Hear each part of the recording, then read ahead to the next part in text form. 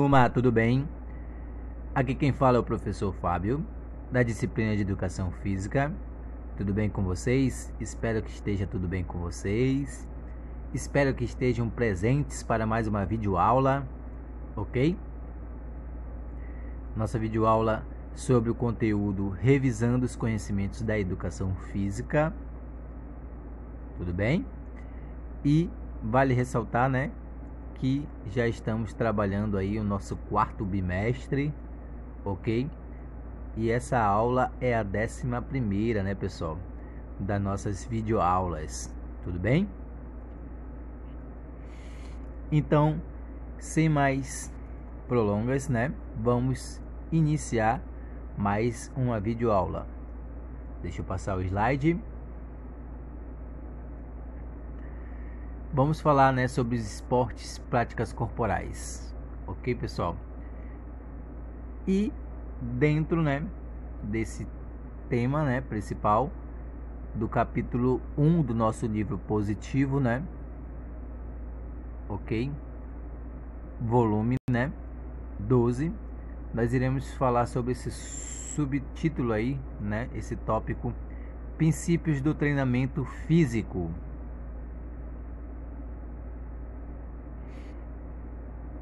Ok, turma, vamos lá? Constitui-se pelos métodos e processos de treino utilizados de forma sequencial em obediência aos princípios de periodização e que visam levar, né, o atleta ao ápice de sua forma física específica a partir de uma base geral ótima.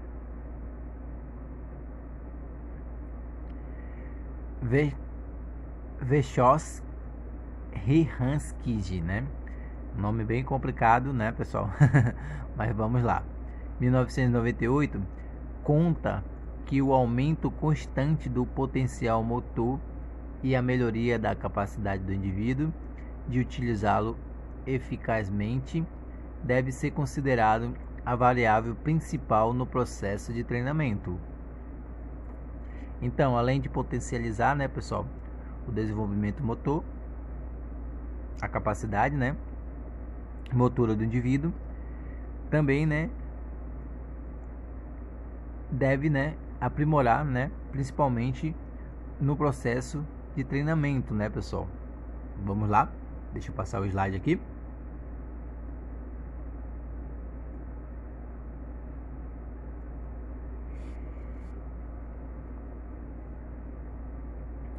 Ainda falando sobre princípios do treinamento físico, ok? De acordo com Elia, né? E Elia. Tudo bem, pessoal? 2005, a base de qualquer treinamento físico é o estímulo. O corpo pode ser estimulado de inúmeros modos e reage de outras tantas maneiras, gerando adaptação. Com isso, ficamos mais fortes, mais ágeis ou mais rápidos. Então, turma, sobre essa questão do estímulo, né, nós devemos dar um ressalto melhor, né, dar uma ênfase sobre essa situação do estímulo. Muitas das vezes, quando treinamos, né, em academias, centros esportivos, ambientes de treinamento físico e etc., né, muitas das vezes nós já estamos habilitados, né? Já estamos, vamos dizer assim, acostumados, né, com aquele tipo de treino. E por isso é de suma importância que o seu treinador ou sua academia ou o local que você está treinando musculação, malhando ou fazendo alguma atividade física, algum exercício físico como luta, corrida e etc. É muito importante sempre você estar estipulando, né, realizando melhorias ao seu treino. Ou seja, você não pode entrar numa zona de conforto, não é isso? Você sempre tem que estar procurando melhorias, né, inovar, né? Isso é muito importante, pois até o exato momento sabemos que nosso músculo ele é inteligente, né, pessoal? tudo bem? Ele se adapta conforme, né, o necessário. Ou seja, se você faz um treino de academia aonde você levanta, né, um supino com um peso de 60 quilos, vai chegar um período aonde você vai estar treinando com esse peso normalmente, e dessa forma não estará mais se desenvolvendo tanto como quando você iniciou, né, iniciou o treino com esses 60 quilos, ok? Por isso, né, que sempre nós estamos, né, atribuindo mais pesos, né, nos nossos treinamentos. Mas não somente pesos, pessoal. Nós devemos também trabalhar, né, os estímulos, tá? A fisiologia do exercício, ou seja, trabalhar as amplitudes, né, forma de pegadas, né, vamos dizer assim, fugiu a palavra aqui, mas podemos também fazer outras formas de exercícios, né, pessoal? Trabalhando não apenas um músculo, podendo estimular mais de um músculo, ok? E etc. Ou seja, resumindo, né, é que nós precisamos sempre estar inovando, sempre saindo daquela zona de conforto, não criando uma rotina, pois dessa forma nosso treino vai se tornar um treino mais estagnado, né? Ou seja, que não evolui, parado, né? E dessa forma não terá tanta eficiência, né? Você não vai ter tanta eficácia a chegar ao seu objetivo, ok?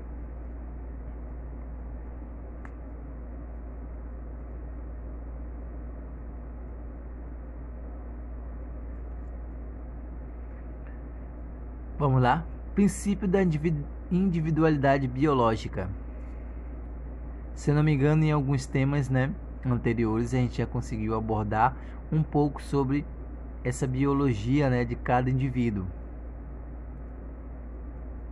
No entanto, nós vamos dar mais um reforço, né, pessoal, aqui. Iremos dar uma ênfase melhor e maior nesse conteúdo, ok? Segundo Monteiro, as diferenças existentes entre as pessoas quanto à carga genética, genótipo, e as experiências adquiridas após o nascimento, fenótipo, caracterizam a individualidade biológica. O respeito à individualidade biológica é o primeiro passo para a prescrição de um programa de exercício seguro e coerente de acordo com a condição física de cada indivíduo. Ou seja, pessoal, o nosso treinamento, os nossos exercícios, o nosso, né, vamos dizer assim, nosso preparo físico, ele não é igual ao dos colegas. Nós temos, né, a nossa biologia diferentes. Por isso, não podemos generalizar apenas um tipo de treino para vários indivíduos, ou seja, um só treino para todos. Isso não pode acontecer.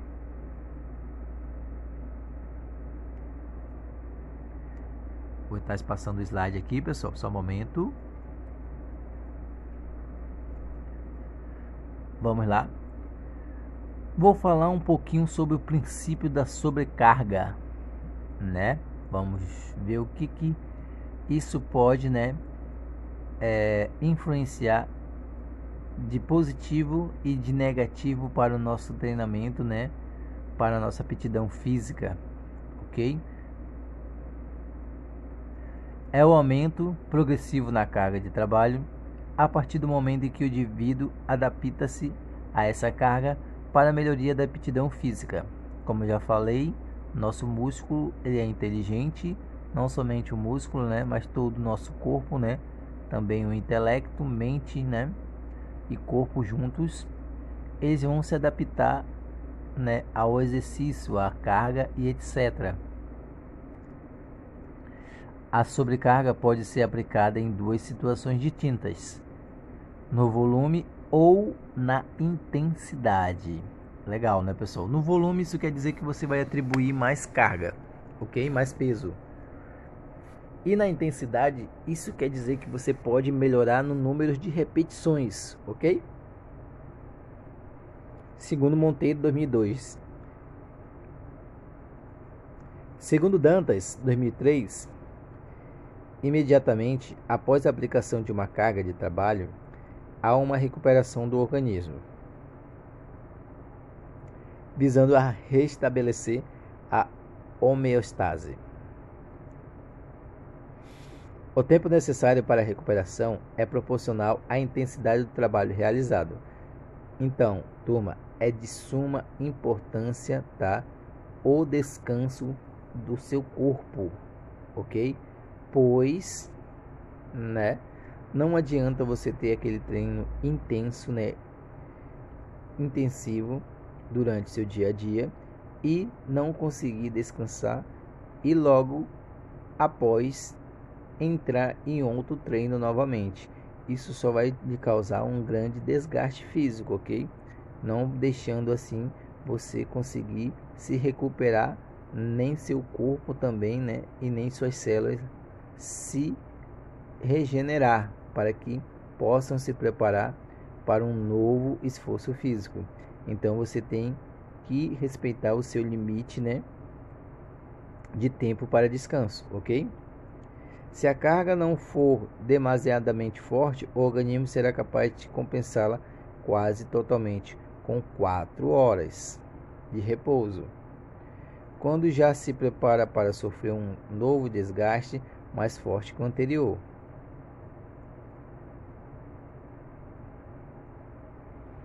Deu para entender, turma? Então, você precisa ter o seu descanso, tá? É sagrado, turma. Principalmente se for um treino, né, que você tenha durante seu dia a dia, né? Seja esse treino de corrida, aeróbico, um treino de musculação, de resistência, de cardio e etc. Então, você tem que ter o seu limite de descanso para que assim, dessa forma, o seu corpo consiga se recuperar e assim, quando você for para o seu próximo treino, o seu corpo vai poder correspondê-lo, né, de forma positiva, ok? De forma melhorada, ok? Tudo bem? Aí nós temos algumas imagens, né? Você podem ver. O esforço, né, são bem parecidos, né, turma? Esforço, a sobrecarga, né, o peso é na lombar ali, né? Vamos para a primeira imagem, né? Na lombar temos aí temos aí uma ação, né? Um estímulo de sobrepeso, né? Acima dos ombros, né? Com o apoio do braço e também, né? Com a sobrecarga na lombar. A diferença, turma, é que a primeira imagem, né? Nós temos uma pessoa, né? Vamos colocar assim essa palavra como um amador, carregando peso, né? Sobrepeso, né? Uma carga bem elevada. E na segunda imagem nós temos um atleta. Esse atleta ele já tem todo um contexto, né? Todo um preparo físico, todo um treinamento, não é isso? Equipamentos adequados, não é isso? Movimentos, né? Que ele estipulam, né? De forma estáticas, né? Naturais, para que dessa forma eles consigam executar o movimento com sucesso, né? Já na primeira figura nós temos um pai de família ou um trabalhador e etc, né? Exercendo aí a função, né, de carregador mesmo, né? Isso, levando um sobrepeso, vários fardos, né? Se eu não me engano, isso aí é arroz ou pode ser açúcar, né? Porém, ele já não tem um preparo, né, físico nem equipamentos adequados, né, para carregar esse sobrepeso, essa sobrecarga, né, pessoal? Isso pode, né, proporcionar a essa pessoa, com certeza, né, alguma lesão, pelo fato, turma, de estar carregando, né, uma carga muito elevada, ok? Aonde ele não tem um treinamento, né? Aonde muitas das vezes os seus músculos não estão preparados, adaptamente preparados, né, pessoal, para conseguir levar toda essa carga. E esse esforço pode também, né, proporcionar um desgaste tanto nas cartilhagens como nos ligamentos, né, como em outras várias, né, atribuições da musculatura, ok?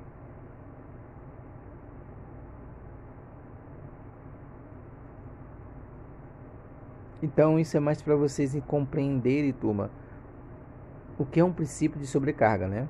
Vocês podem ver um levantador de peso olímpico e um trabalhador, né, com movimentos, né, bem parecidos, porém também distintos, né, pelo fato de um ser um atleta profissional onde tem todo um preparo físico, né, para exercer essa ação, e o outro tem mais do que um esforço físico, não é isso? Vou passar a imagem, pessoal. Ainda falando sobre o princípio de adaptação.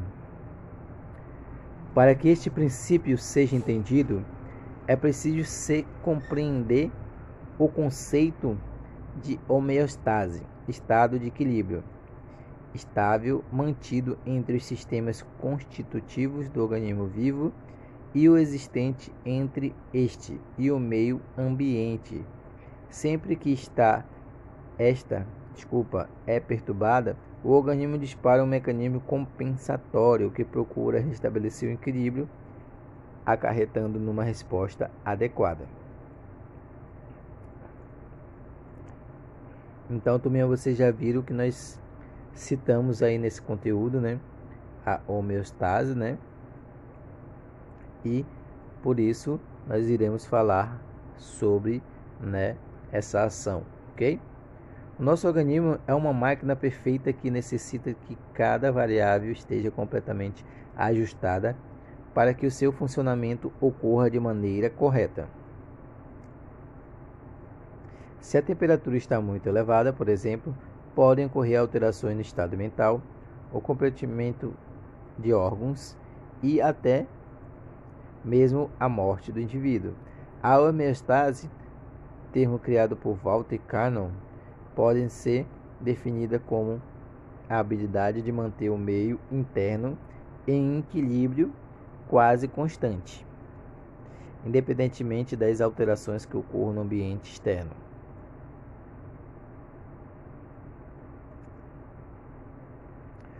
O meio interno, por sua vez, é definido como os fluidos que circulam pelas nossas células, o chamado líquido intersticial.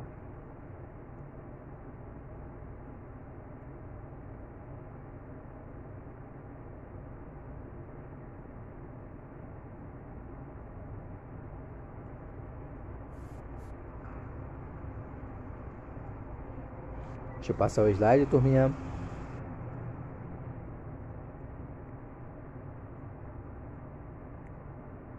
Para manter a homeostasia, nosso meio interno deve manter certos valores sem alterações. Isso é conseguido graças a diversos processos fisiológicos que ocorrem de maneira coordenada e que garantem o equilíbrio.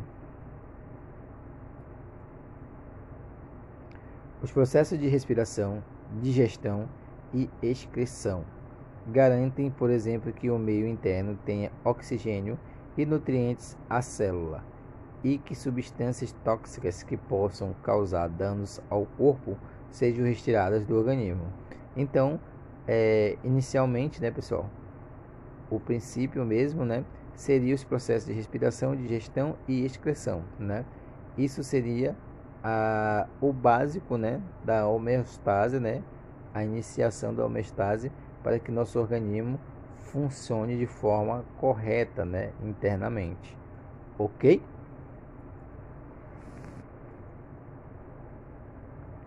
Quando o meio interno não está em equilíbrio, seja por mudanças externas, seja por disfunções internas, ocorre uma perturbação da homeostase, o que pode resultar em doença, caso a homeostase não seja restabelecida. Pode ocorrer a morte do indivíduo. Entre as várias que devem permanecer em equilíbrio para que haja a homeostase, podemos destacar a temperatura corpórea, o pH dos líquidos corporais, a pressão arterial e a frequência cardíaca.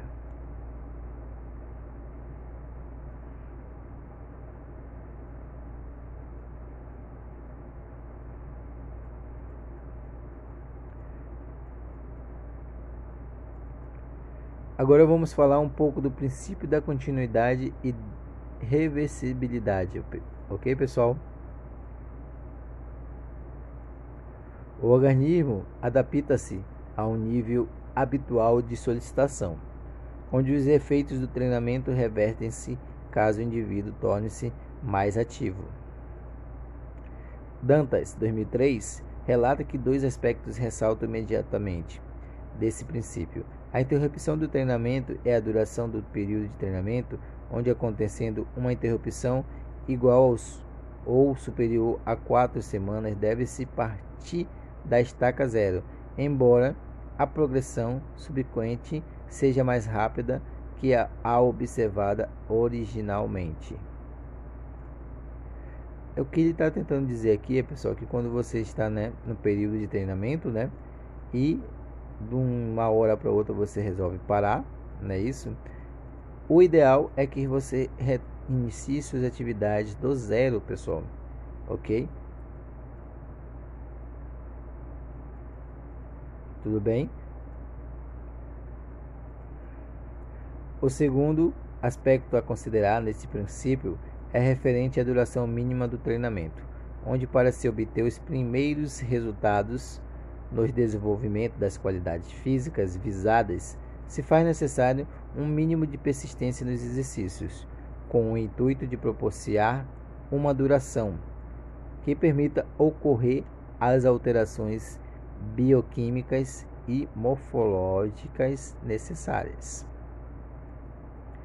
Então, turma, aqui ele fala também, ressalta, que temos que persistir nos exercícios, ou seja, se você faz um treinamento de 20 minutos, provavelmente você terá que proporcionar tendências maiores, como melhorar o seu tempo em 30 minutos, 40 minutos, e sempre, podendo evoluir, para que assim propicie, uma duração que permita ocorrer as alterações bioquímicas, ou seja, dessa forma você poderá estimular, o seu corpo para que essas reações bioquímicas, aconteça, tá, pessoal?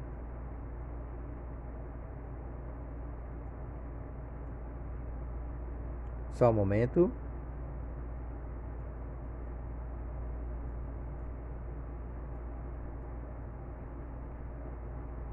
Vamos lá, deixa eu passar o slide aqui, pessoal. Estou só aumentando a claridade aqui do celular, Vocês puderam ver aí na tela que deu uma descarregada aqui, Mas vamos continuar.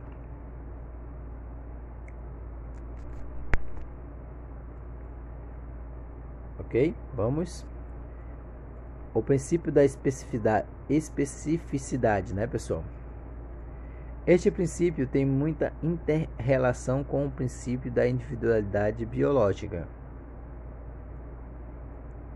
Ele diz que as adaptações que ocorrem no corpo humano decorrente da atividade física são específicas daquele determinado programa de exercícios.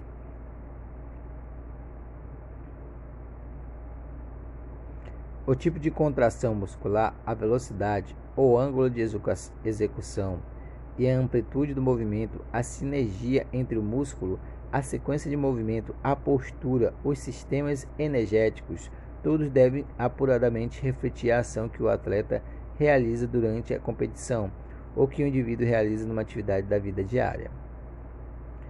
Ou seja, pessoal, lá no início eu falei para vocês que nós temos que estimular o nosso corpo de formas diferentes. Mas como, professor? Como que eu posso fazer isso? variar os exercícios, né? A velocidade da forma de execução do exercício, o ângulo, era essa palavra que eu queria citar, tá, para vocês.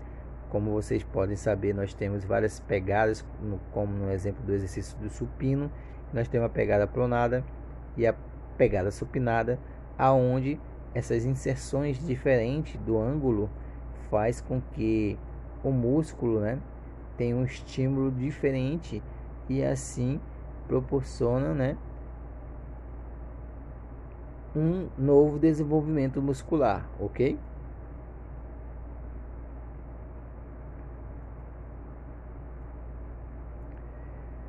Esportes e inclusão. Vamos falar um pouco, né, da inclusão.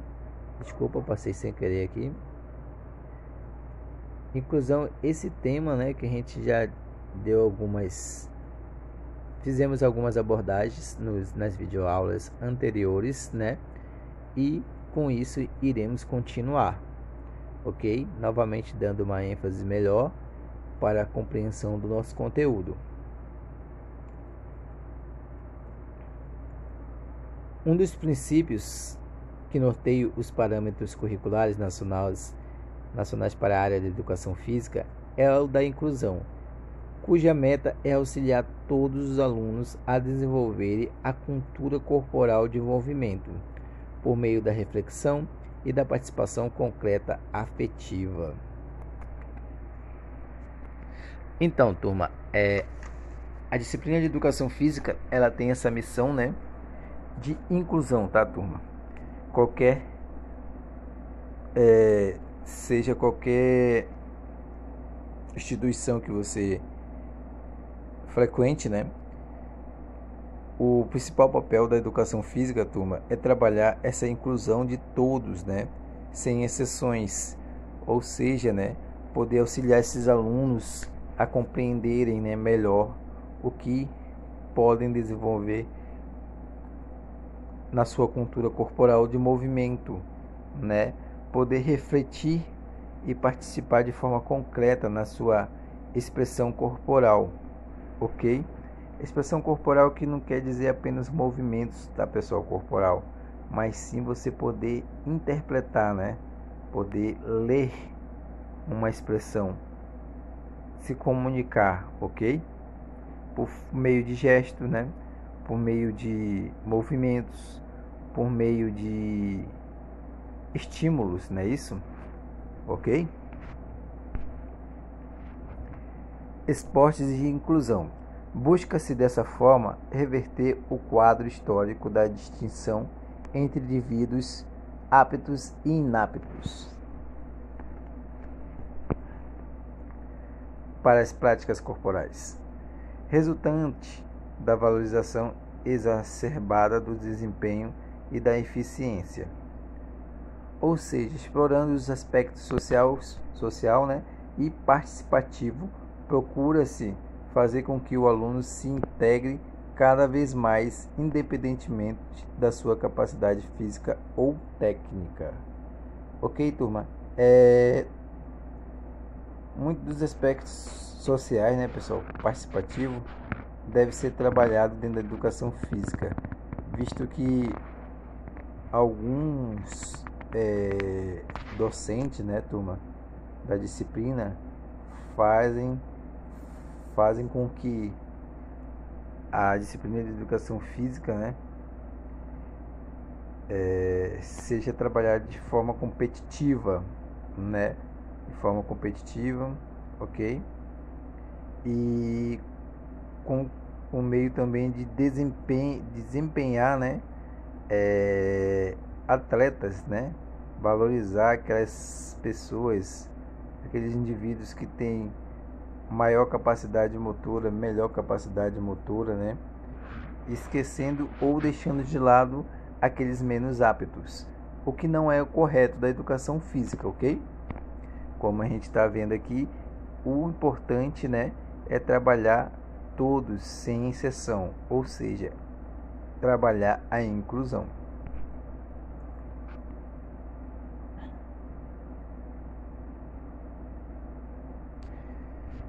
Capacidades físicas. Vamos falar um pouco das capacidades físicas, mas apenas as principais, tá, pessoal? Vamos dizer assim, as básicas, ok? As capacidades físicas são qualidades próprias de cada indivíduo, correspondente à parte física corporal do movimento. Estas capacidades podem ser aprimoradas com atividades físicas específicas e, juntamente com as habilidades motoras, integram o desenvolvimento motor. Capacidades físicas ou capacidades motoras podem ser compreendidas como componentes do rendimento físico. São elas que nós utilizamos para realizar os mais diversos movimentos durante a nossa vida. São, em um total de 5, resistência, força, flexibilidade, agilidade e velocidade.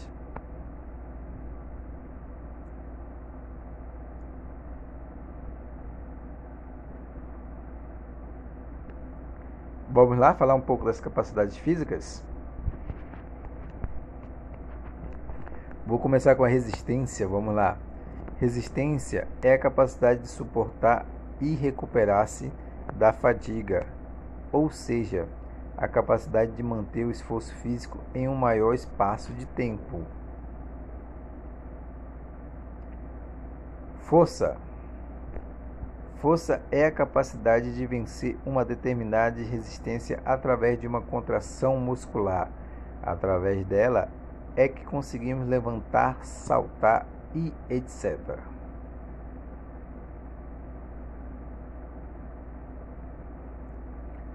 Flexibilidade é a capacidade de realizar os movimentos articulares na maior amplitude possível sem que ocorram danos às articulações.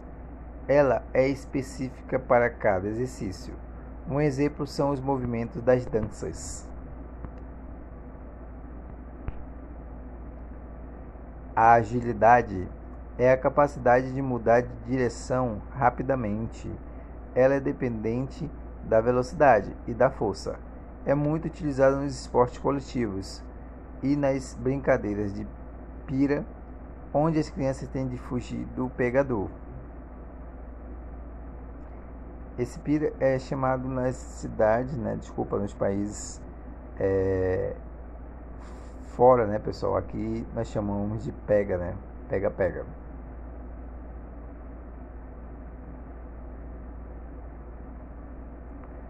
Velocidade é a capacidade de realizar as ações vigorosas em um curto espaço de tempo. Essa capacidade só é utilizada, em geral, em atividades intervaladas, onde sempre há um intervalo entre cada ação.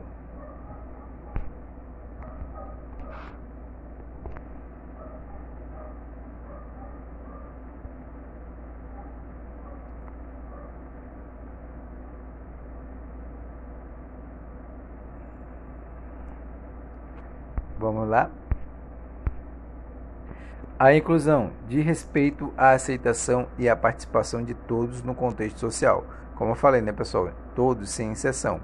Está voltada principalmente a pessoas com deficiências físicas ou mentais. Para que esse princípio passe a vigorar na sociedade, a escola deve ser a primeira a adotá-la.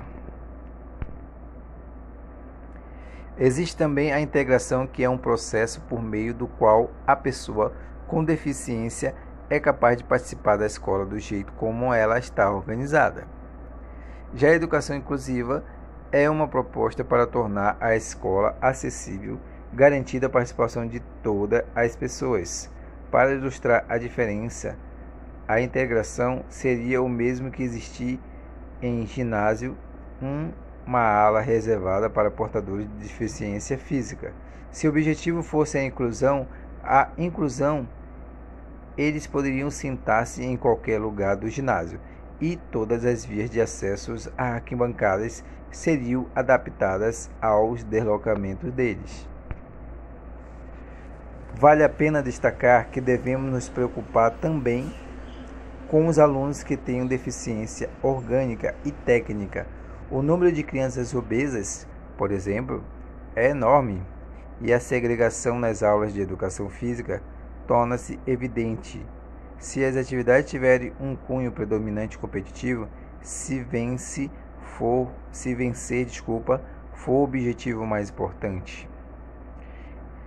Disposição, boa vontade e determinação para quebrar os conceitos antigos são alguns requisitos necessários para os professores tornarem sua classe inclusiva. Na nossa disciplina, esse princípio traz um grande benefício para os alunos, mesmo para os que não têm deficiências. Hora do exercício, turma, como sempre eu falo, nós temos nosso exercício após a videoaula, né? Para fortalecer, né? Para reforçar o conteúdo trabalhado, ok? Muito obrigado pela atenção de todos. Novamente, venho falar que, precisando retirar alguma dúvida, estaremos à disposição de vocês, tá? Dos senhores e das senhoras. Tudo bem, turma? Muito obrigado e até a próxima. Olá, meu nome é Paulo César Coelho, eu sou médico com mestrado em medicina e leciono fisiologia e farmacologia há 31 anos. E venho, a partir desse vídeo, convidar vocês a ir no mundo maravilhoso da fisiologia. Bem, vamos começar pelo começo. E se a gente vai estudar fisiologia, a gente precisa saber o que é realmente fisiologia, qual a relação do conceito de fisiologia com o conceito de saúde e doença, e também entender qual a importância disso no curso médico e nas outras áreas da saúde. Então vamos lá. A fisiologia, se eu perguntar à maioria das pessoas que tem um conhecimento maior ou menor sobre o tema, vai dizer que fisiologia é o estudo do funcionamento do corpo, funcionamento dos órgãos, dos sistemas, ou seja, a tônica será a mesma. Pode ter variações da forma de se expressar, mas a tônica é a mesma. Estão errados? Não, estão corretos, mas não estão exatos. Então, qual seria o conceito exato da fisiologia? Fisiologia é o estudo da regulação da homeostase, dos mecanismos que mantêm o indivíduo em equilíbrio.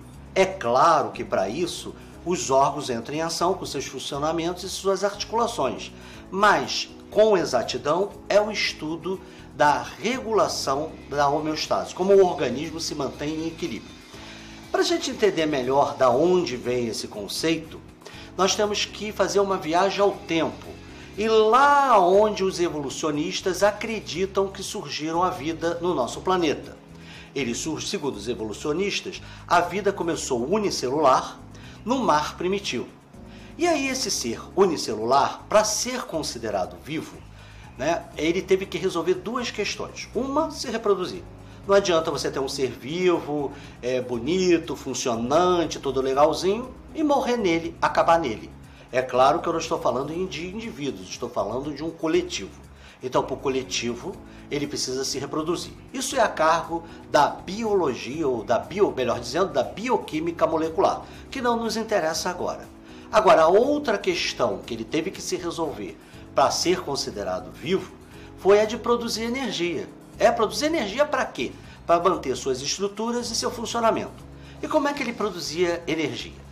Ele pegava material, chamado de nutrientes, do caldo do mar primitivo, ou seja, do meio ambiente, do meio externo, e introjetava para si. Fazia uma série de reações químicas, chamadas de reações metabólicas, e aí produzia finalmente energia que mantinha ele íntegro e funcionante. Ele tinha um ônus era produzir um lixo. Esse lixo ele não podia guardar, e aí ele jogava para onde? Para o mar primitivo, para o meio ambiente, para o meio externo.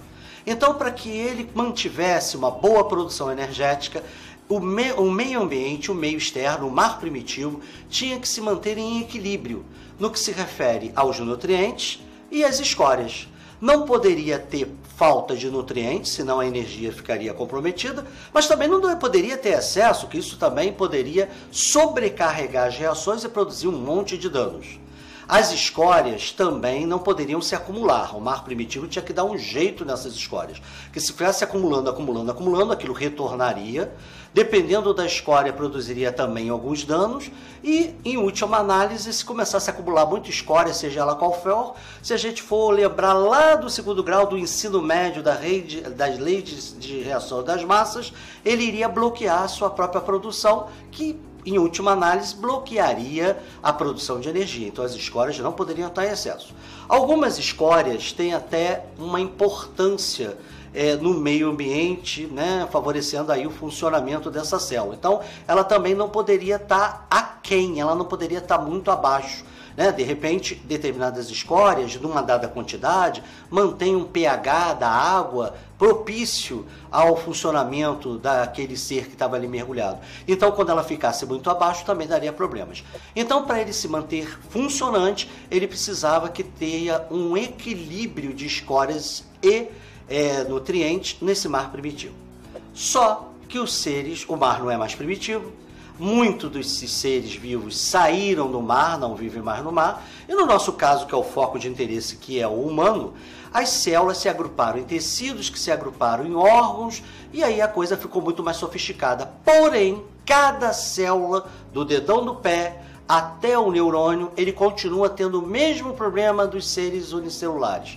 Lá do mar primitivo, eles precisam produzir energia e eliminar o lixo da produção de energia.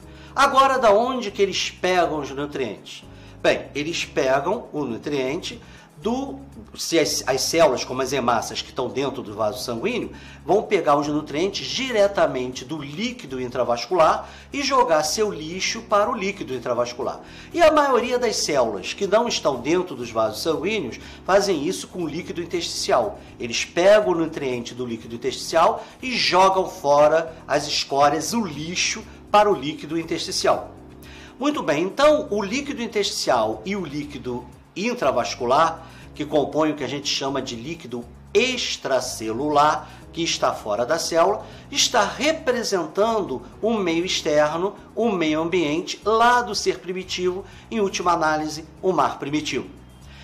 E isso é verdadeiro, tanto que Claude Bernard, que é um dos pais da fisiologia, que é uma ciência de vários pais, chamava esse líquido extracelular, bem lá no início, quando ainda não tinha esse nome de líquido extracelular, porque nem sabia que dentro da célula tinha líquido, ele chamava de meio interno. Então, resumidamente, a gente já pode concluir que a fisiologia, né, seria a arte de manter, né, esse meio interno, ou seja, o líquido extracelular, em equilíbrio.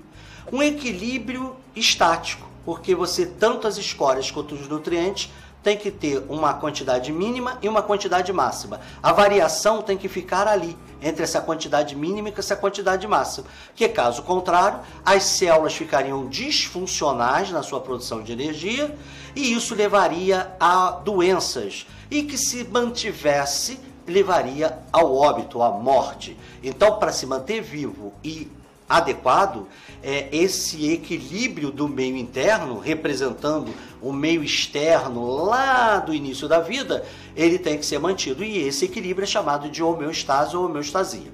Só que aí nós temos outro tipo de problema. A todo momento a gente está se agredindo, quer pelas nossas emoções, quer por vírus e bactérias, parasitas e outros micro-organismos que insistem em nos atacar, quer por radiação, luminosidade, temperatura. A todo momento esse meio interno é convidado a se modificar, a sair do padrão.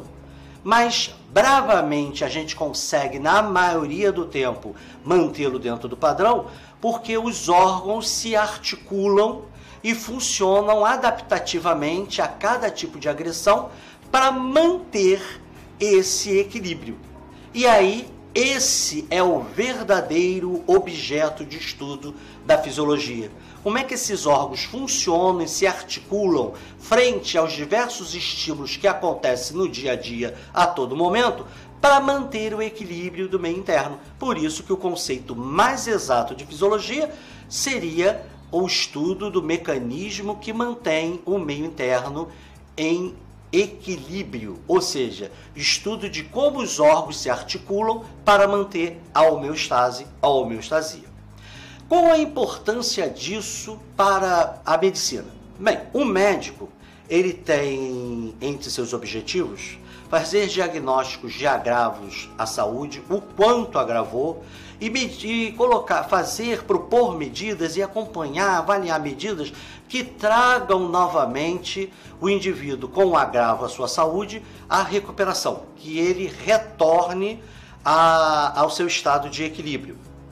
Logo, ele tem que conhecer a fisiologia, porque em última análise o cara está desequilibrado, está funcionando por mecanismos doentios, mecanismos fisiopatológicos, que é como você funciona mal, mas está funcionando, e aí ele quer recuperar, trazer de volta para os mecanismos fisiológicos, é manter o equilíbrio e fazer com que os mecanismos que falharam voltem a funcionar para manter o indivíduo dentro de um dado equilíbrio. Logo, para ele, o que ele deseja é que o indivíduo esteja fisiologicamente bem. O que ele deseja é reforçar os mecanismos fisiológicos. Como é que nós vamos fazer isso se a gente não conhece esses mecanismos? Temos que conhecer esses mecanismos para entender se eles aonde estão alterados e como corrigi-los.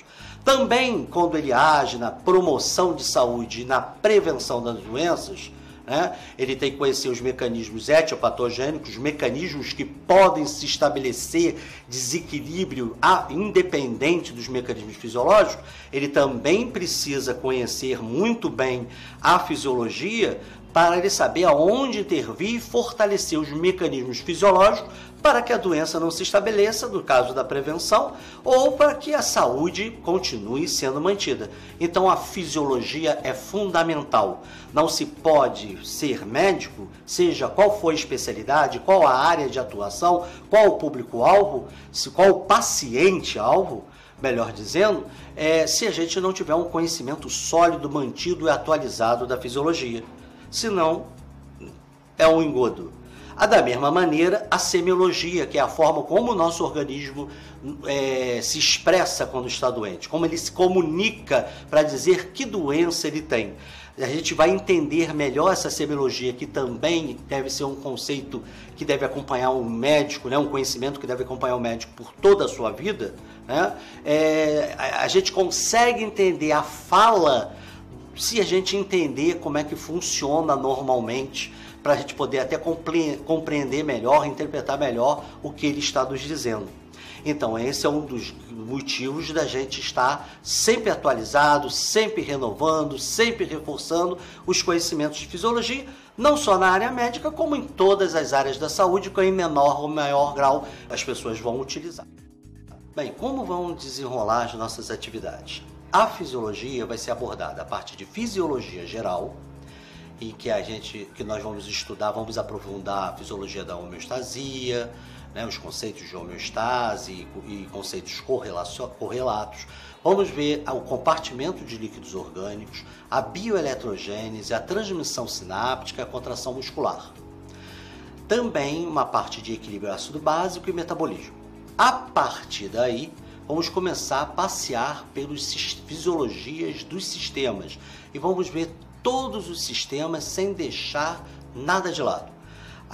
Ele será composta de uma parte audiovisual, em que nós vamos nos comunicar numa linguagem descomplicada, sintética, descomplicada, sempre associando com situações do dia a dia e dando as ligações com as situações patológicas também, quando necessárias, uma linguagem que descomplique, que faça todas as pessoas, não importa o nível de conhecimento ou o objetivo dela, que elas entendam. Entendam para depois aprofundar numa parte escrita, em que será disponibilizado junto com a parte audiovisual, e ali você vai aprofundar dentro do seu interesse, mas já fez a revisão, já fez a visita pela parte introdutória audiovisual. Então, vamos lá, vamos começar essa viagem pelo mundo maravilhoso da fisiologia, é o convite que eu lhe faço agora. Um beijo no coração de todos.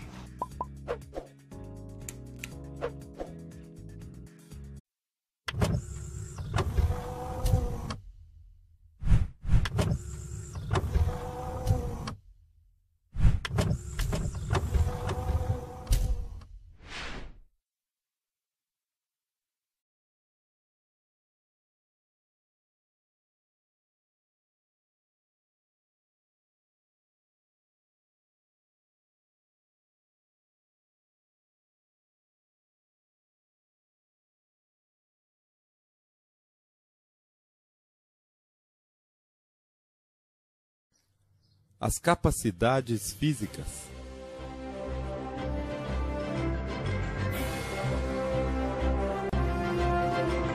O corpo humano é uma das estruturas mais fascinantes que existem. Ele é formado por um conjunto de sistemas que precisam funcionar adequadamente para que a vida se mantenha. Isso dá a ele características complexas e interessantes. Você acredita que ele já foi considerado como uma máquina pela ciência? É. E ainda tem muitos que dizem isso por aí. Uma das características que nosso corpo tem é de executar movimentos. A educação física olha para o corpo inserido em nossa cultura. Nos jogos, nos esportes, nas lutas, nas danças, nas mímicas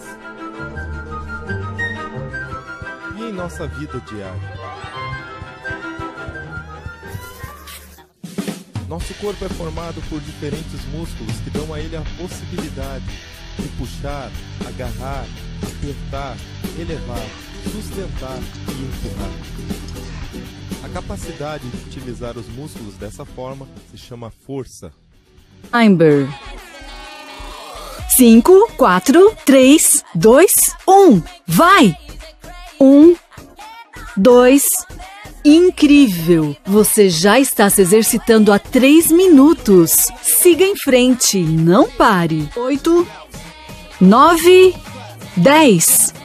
1, 2, 3, 4, 5, 6, 7, 8, 9. Up next, squats. In 5, 4, 3, 2, 1, go.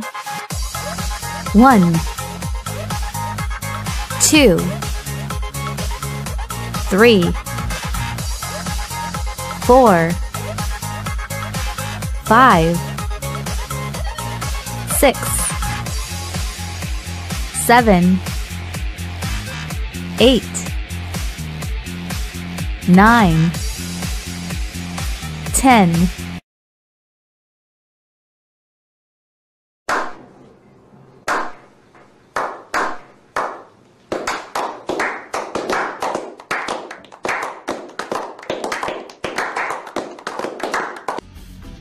Temos a capacidade de repetir o mesmo movimento durante um longo período de tempo. É a resistência. Existem 2 tipos principais de resistência: a resistência anaeróbia e a resistência aeróbia. Podemos observar a resistência nas corridas de longas distâncias. A seguir, Jumping Jacks. 5, 4, 3, 2, 1. Vai! 1, 2, 3, 4, 5, 6, 7, 8, 9, 10. 1, 2, 3, 4, 5, 6, 7, 8, 9, 20. 1, 2, 3, 4, 5, 6, 7, 8, 9, 30. 1, 2, 3, 4, 5, 6, 7, 8, 9, 40. Descanso.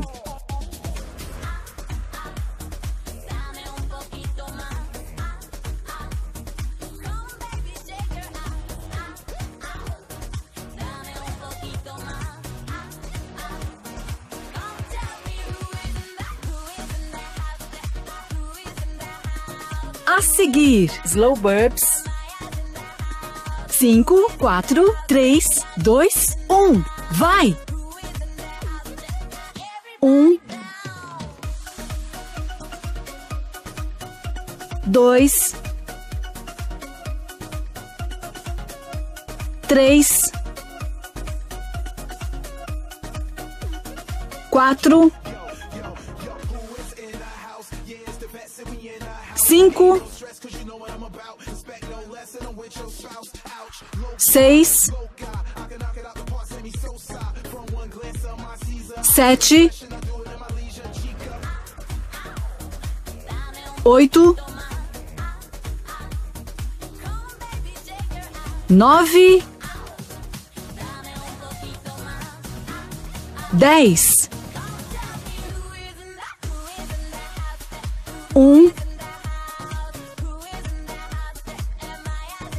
2, descanso. Já nas provas de corrida de curta distância, podemos observar a predominância de outra capacidade física, a velocidade. Essa é a capacidade de executar um movimento, uma sequência rápida de movimentos, ou reagir a um estímulo.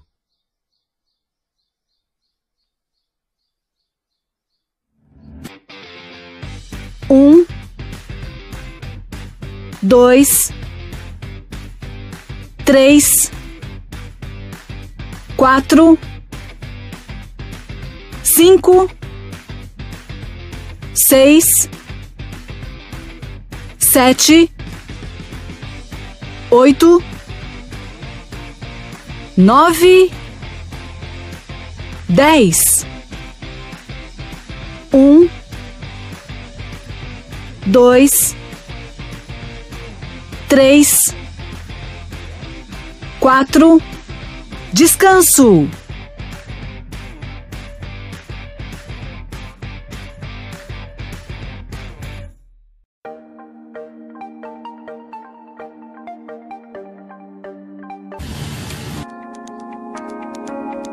Outra capacidade importante que possuímos é a flexibilidade. Essa é a capacidade de executar movimentos ao longo de toda a possibilidade articular, movimentos amplos por si mesmos ou por influência de forças externas. Up next, arm circles. In 5, 4, 3, 2, 1, go.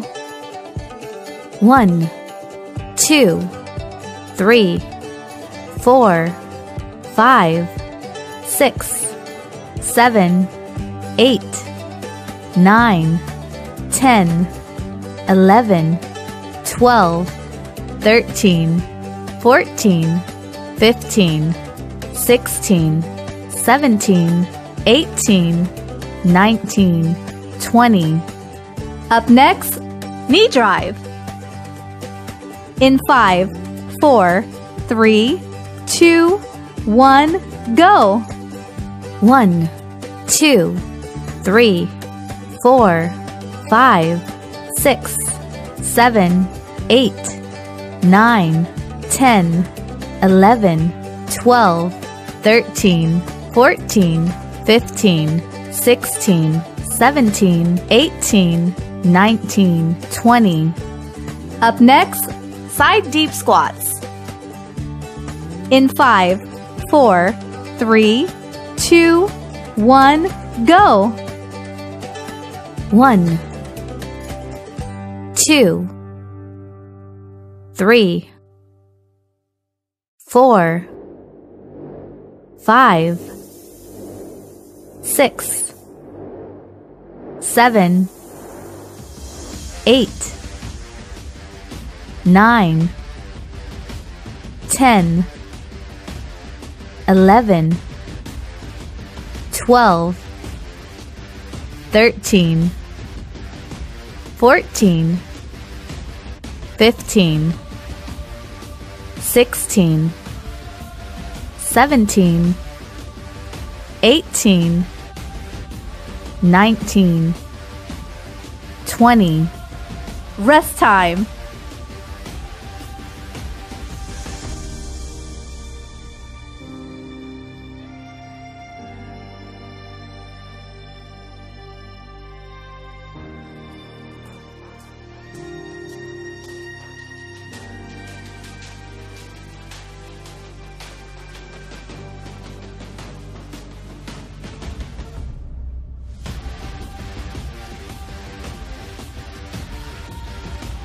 Up next, lateral step reach.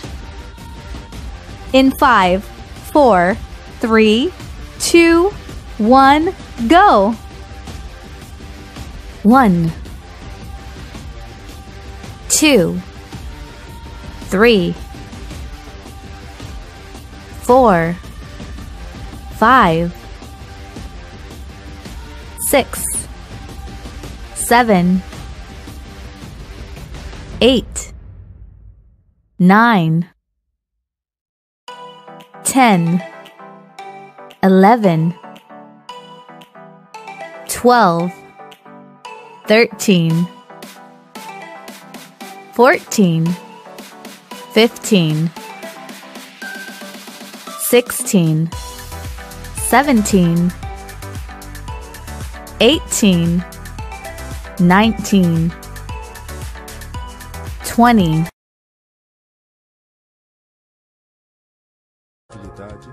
Outra capacidade física é fundamental para que possamos executar os movimentos que desejamos: o equilíbrio.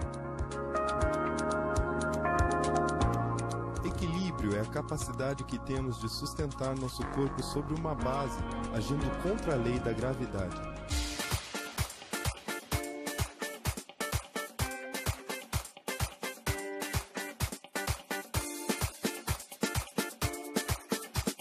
Up next, high knee jacks. In 5, 4, 3, 2, 1, go. 1, 2, 3, 4, 5, 6, 7, 8, 9, 10, 11, 12, 13, 14, 15, 16, 17, 18, 19, 20, 21, 22, 23, 24, 25, 26, 27, 28, 29, 30. Rest time.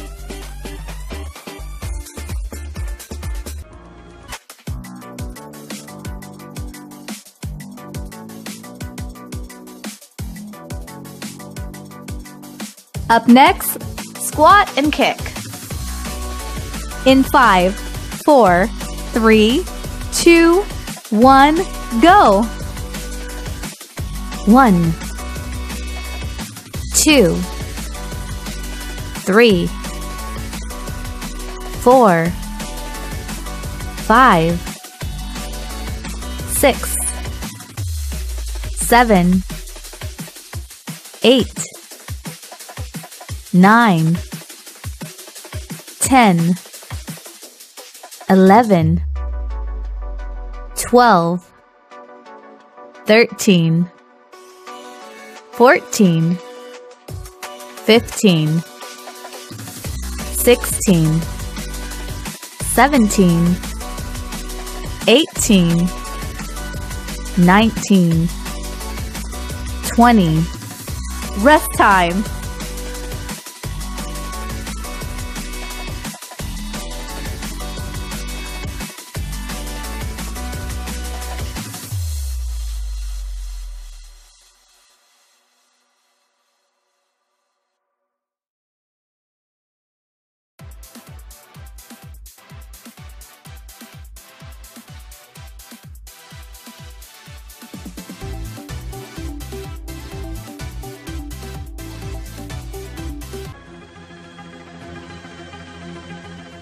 Essas são as principais capacidades do nosso corpo. Mas não são apenas essas, existem muitas outras. Embora muitas delas possam se parecer com as de algumas máquinas, temos capacidades únicas que ainda precisamos aprender.